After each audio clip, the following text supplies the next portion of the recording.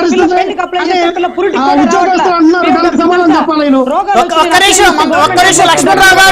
లక్ష్మణరావు గారు మనతోటి police head constable మనతోటి లైన్లోకి వచ్చారు. ఒకసారి వారితో మాట్లాడదాం. రామారావు గారు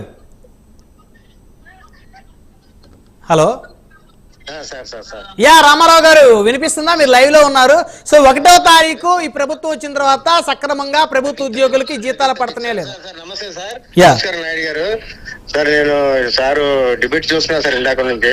ఓకే వినిపిస్తుంది సార్. వినిపిస్తుందండి, మీరు మాట్లాడండి. వినిపిస్తుంది, మీరు కంటిన్యూ చేయండి. అదే సార్. సార్ అందరికి నమస్కారం సార్. అక్కడ రజనీ మేడం గారికి, సార్కి, మన టీడీపీ సార్కి, మెయిన్ మన లక్ష్మణ్ గారికి శతకోటి వందనాలు సార్. సార్కి సార్తో ఒక నిమిషం మాట్లాడితే సార్. మాట్లాడండి సార్, ప్లీజ్ మాట్లాడండి సార్. నమస్కారం సార్ లక్ష్మణ్ గారు. నమస్తే సార్. సార్ ఏం లేదు సార్, మాకు జీతాలు, నేను కూడా గవర్నమెంట్ ఎంప్లాయీనే సార్. సార్ మాకు 5 years లో మొన్న లాస్ట్ మంత్ 1st తారీఖున మార్నింగ్ 8 o'clock లోపల జీతాలు తీసుకున్నాం sir. Okay super. First 5 years తర్వాత ఫస్ట్ టైం 1వ తారీఖున 8 గంటలకి జీతాలు పక్కా తీసుకున్నాం సార్ మేము. 5 years 1వ తారీఖు చెప్తున్నారు. 1వ తారీఖున 8 గంటలకి తీసుకున్నాం సార్. యా రామారావు గారు ఒక్క నిమిషం. మీరు 1వ తారీఖున 8 గంటలకి శాలరీ మీ అకౌంట్ లో క్రెడిట్ అయిందా లేకపోతే ఎలాగా? క్రెడిట్ అయింది సార్. స్క్రీన్ షాట్ పంపించమంటే పంపిస్తాను సార్ నేను. ఓకే పంపించండి. లక్ష్మణరావు గారు ఏదో డౌట్ పడుతున్నారు, వారికి స్క్రీన్ షాట్ పంపిద్దాం. సంతోషం. బ్రహ్మనాయుడు గారు రైట్. ఇంకేమైనా మాట్లాడాలా? రామారావు గారు ఇంకేమైనా మాట్లాడాలా?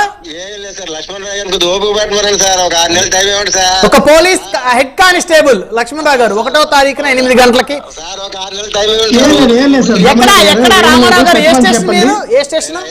హైదరాబాద్ సార్. నాది హైదరాబాద్ సార్. ఓకే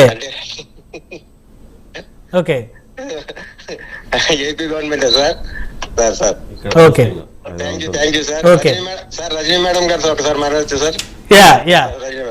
నమస్తే మేడం. రజనీ మేడం నమస్తే. చెప్పండి మేడం. సూపర్ మేడం, మీరు బాగా మాట్లాడతారు మేడం. రైట్.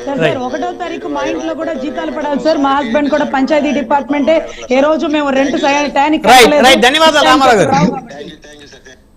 ఓకే ఏంటి లక్ష్మణరావు గారు? నేను కూడా బెస్ట్ బ్రహ్మనాయుడు గారు 1వ తారీఖు జీతాలు పడి కాదులే కానీ 1వ తారీఖున జీతాలు పడట్లేదు కానీ 8వ తారీఖున 10వ తారీఖున జీతాలు పడుతున్నాయి. ఎందుకంటే మా ఇంట్లోనే 3 ఉన్నారు ప్రభుత్వ ఉద్యోగులు, మా ఇంట్లోనే ఉన్నారు. మాకు తెలుసు అందరూ కూడా ఎప్పుడు పడుతున్నాయి, ఎప్పుడు క్రెడిట్ అవుతున్నాయి అనేది. బ్రహ్మనాయుడు గారు మంచిదా 1వ తారీఖున వేస్తే మంచిదా అన్నాం కదా. అలాగే ప్రభుత్వ ఉద్యోగస్తులకి ఏదైతే మీరు ఇందాక పోలీస్ అన్నారు, పోలీసు కానిస్టేబుల్ కోసం పవన్ కళ్యాణ్ గారు చాలా సార్లు మాట్లాడారు. ఎందుకంటే నేను కూడా ఒక కానిస్టేబుల్ కొడుకుని, నాకు తెలుసు ఆ కష్టాలు. మా నాన్నగారు అబ్కారీ శాఖకి సంబంధించినటువంటి దీంట్లో అప్పుడు పనిచేసేవారు. ఆ కష్టాలు నాకు తెలుసు. అందుకే వాళ్ళకి ఇవ్వాల్సినటువంటి అలివేషన్స్ కానీ టీఏలు కానీ ఖచ్చితంగా ఇవ్వాలని అన్నారు. దాని గురించి పవన్ కళ్యాణ్ గారికి సార్ నేను రిక్వెస్ట్ చేస్తూ ఉన్నా, మీరు ఎలాగో అధికారంలోకి వచ్చారు, మీరు ఒక డిప్యూటీ సీఎం గా ఉన్నారు, దానిపైన కూడా దృష్టి పెట్టి ఆ యొక్క వాళ్ళకి రావాల్సినటువంటి స్పెషల్ అలివేషన్స్ కానీ అలాగే ఈ టీఏలు కూడా ఇవ్వాలి సార్. చంద్రబాబు నాయుడు గారితో మాట్లాడి వాళ్ళకి ఇప్పించండి. వీళ్ళతో ఇలా కాదు, అలాగే మనకి స్పెషల్ ఇది అన్నల్ని ఎదుర్కోవడానికి వెళ్తారు కదండి, ఇప్పుడు అడవిలోకి వెళ్తారు కదా, వాళ్ళు ఏదంటారు సంథింగ్, వాళ్ళకు కూడా పాపం రావట్లేదంట. చాలా సార్లు చెప్పారు. వాళ్ళకు కూడా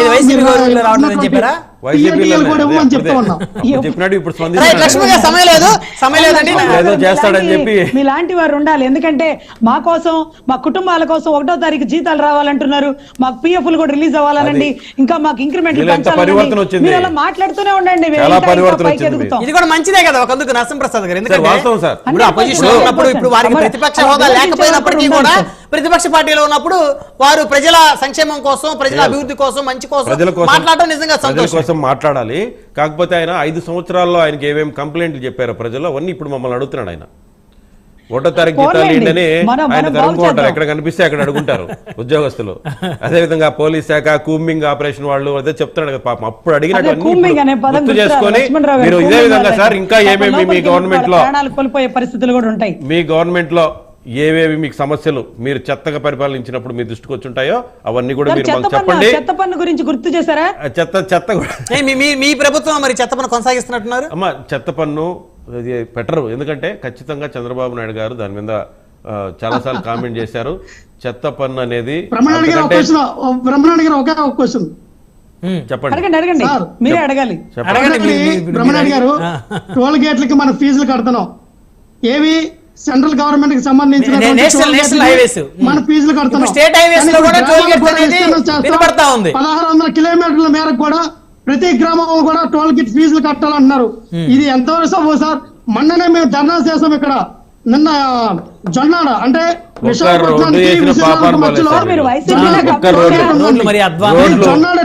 ఘోరంగా చేశారంటే